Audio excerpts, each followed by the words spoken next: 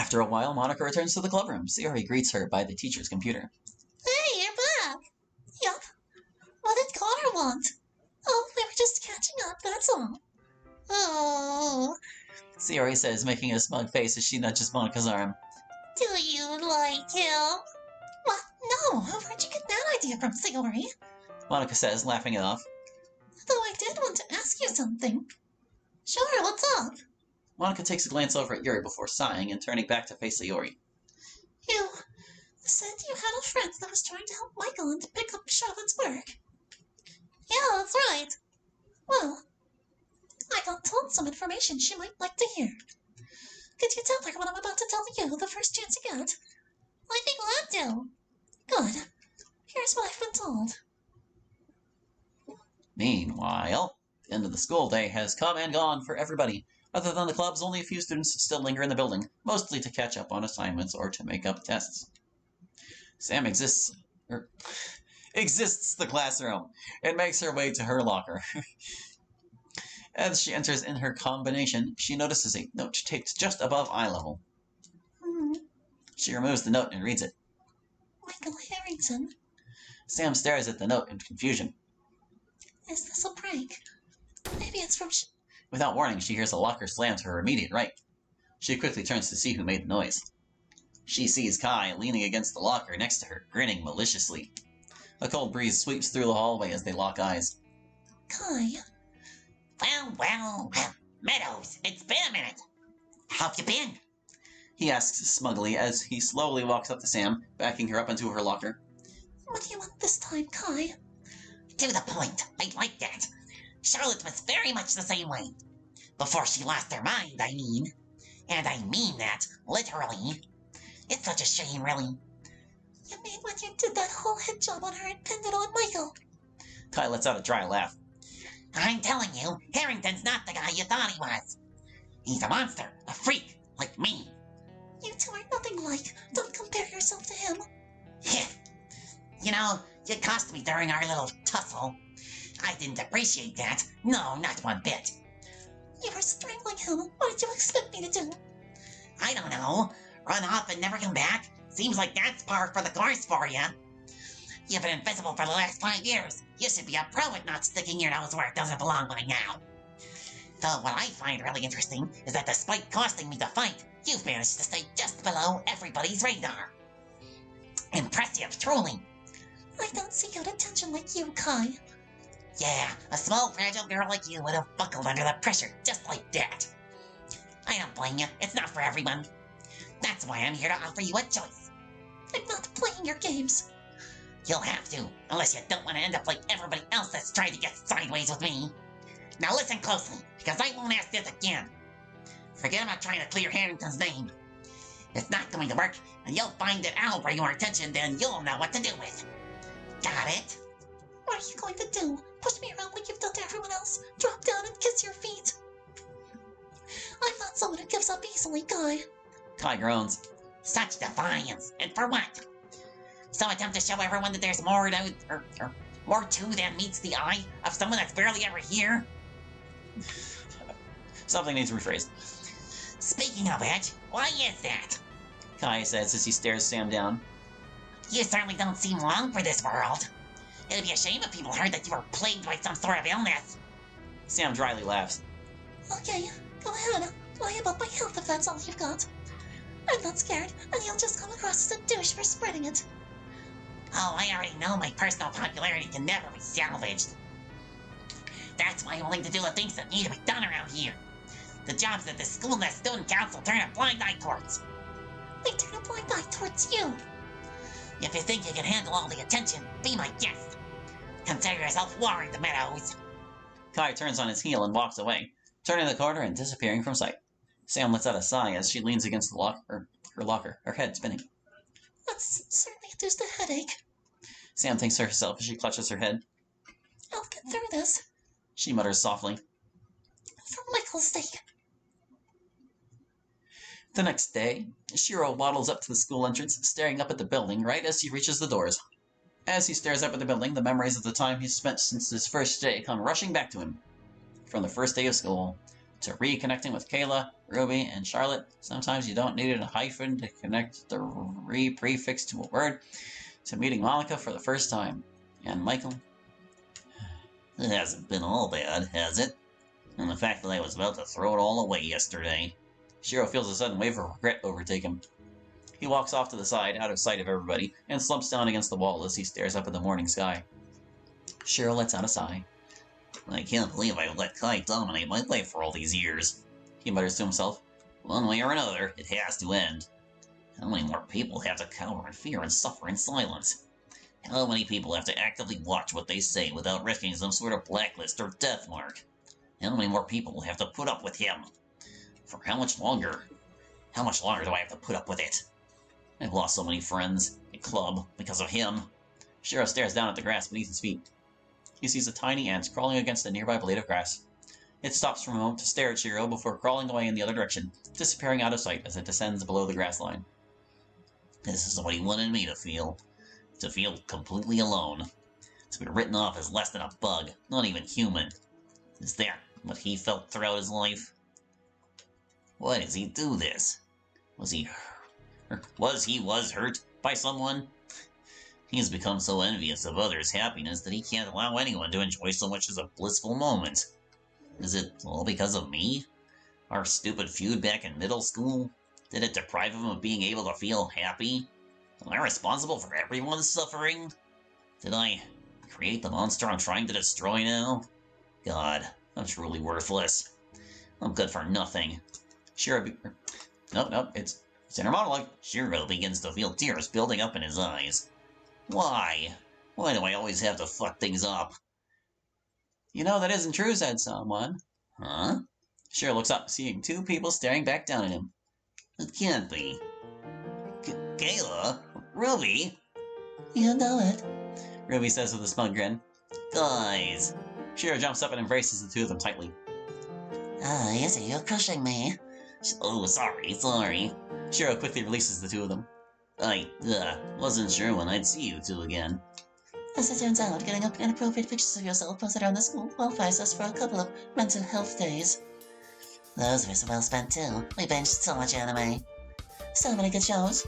The two girls happily sigh in unison. So, you've been I guess you look like you've been going through it. You don't even know the half of it. Well, what's been going on? You guys might want to sit down for this. Kayla and Ruby oblige to Shiro's request as they take a seat next to him. Shiro recounts what's happened to him since they last saw each other, sparing no small detail. The two girls are simply left stunned. So we're gone for a few days and everything goes to hell. Go figure. It already was, Ruby. I guess we're really the glue that keeps things together, huh? At least we're what keeps Shiro here together. That was a pretty dumb move trying to take on Kai like that. I know. But I'm tired of sitting around and just taking it while the student council and principal rank can do squat. We gotta do something. I'm with you on that, but the big question is, what can we do? Plus, what can Sam do? As far as I can tell, she has no plan. Yeah, no offense to her, but I don't know if she's the kind of person to pull something like that off. Remember when we tried talking to her after she walked away from Michael's fight with Kai? Yeah, she looked like she saw a ghost. It must have been scary to see, and I don't blame her, but I don't know. If I had to pin our hopes on someone, it probably would have been Charlotte. Yeah, have you heard anything from her? Shiro shakes his head. Just that she's been institutionalized. Other than that, I've been kept in the dark. Jesus. That's awful. Yeah. Well, for what it's worth, Sam seems determined to do this. If she thinks she can expose Kai and clear Michael's name, I told her I'd be willing to help. Whoa, back up. You want to help Michael out now? I wasn't thrilled with the idea at first either, but Sam said she'd try to get us to talk if we're able to settle this thing with Kai once and for all. I'm willing to hear him out. He better have one hell of an apology lined up. Well, if he's willing to talk to us, I'll hear him out. I'll give him the same chance I gave you, Shiro. I just don't know why he hasn't reached out sooner. It feels like we're being used here a little bit if we help him. Look at it like this. It's still the right thing to do. I know you guys believe that Michael didn't take those pictures. I'm not excusing for how he just upped and left the club for selfish reasons. Don't need a PED here, but we should be focusing our anger on Kai rather than talking or taking it out on Michael. We can cross that bridge when we get there. Keeler and Ruby exchange a look with each other before sighing. Fine, fair enough. Works for me, I guess. All right, good. Well, let's get this day over with, right? Yep, let's do it. The three of them stand up and enter the school together. The hallways become increasingly crowded as the students begin to file into the building. I thought the day was over. Sam, filled with determination, makes her way through the crowd towards her destination, hoping to intercept someone before they get to their class. Or has a new day started? I guess it might be a new day.